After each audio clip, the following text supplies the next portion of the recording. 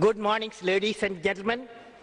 I am indeed delighted to be with the honourable members of the European Parliament on the occasion of the Golden Jubilee year of the European Union.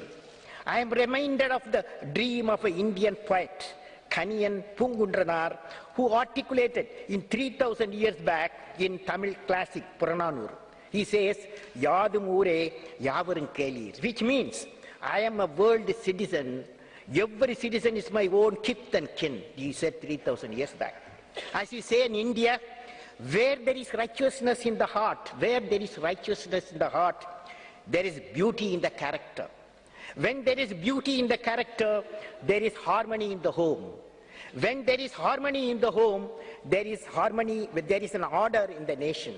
When there is order in the nation, there is peace in the world.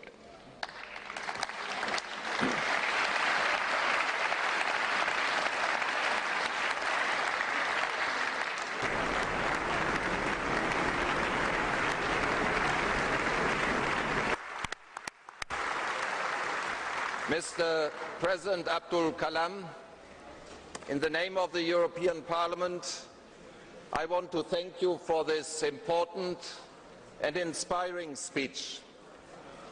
This was one of the most extraordinary speeches we have ever heard.